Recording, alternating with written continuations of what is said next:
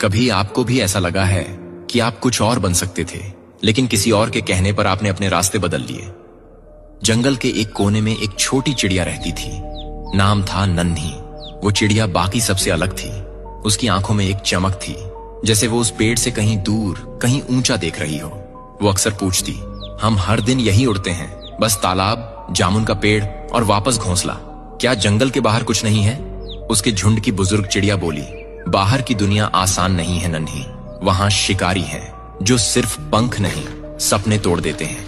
और कई बार अकेलापन इतना गहरा होता है कि अपनी ही आवाज डराने लगती है। बंदर ने हंसकर कहा, इतना सोचती क्यों है? उड़ तो सकती है, लेकिन क्या लौट भी पाएगी?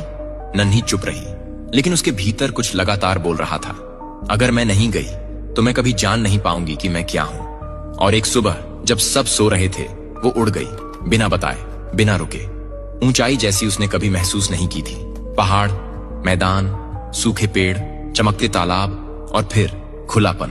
ना कोई सीमा, ना कोई झुंड, बस हवा और वो। लेकिन कुछ ही घंटों में थकान, डर, अकेलापन घेरने लगे। कहीं बैठने की जगह नहीं, कोई दिशा नहीं। उसने खुद से पूछा, क्या मैंने गलती कर दी? और तभी एक दूर की चिड़िया दिखी जो मुस्कुराते हुए बोली, हर उड़ान में डर होता है, पर अगर तू रुकती तो तू ये कभी जानती ही नहीं कि तुझमें इतना दम है।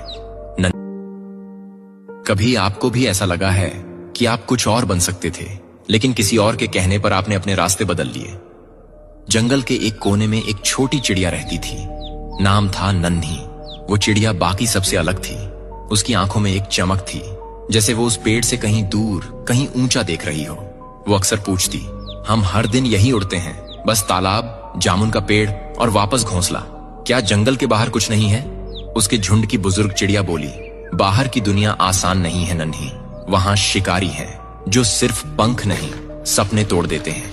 और कई बार अकेलापन इतना गहरा होता है कि अपनी ही आवाज डराने लगती है। बंदर ने हंसकर कहा,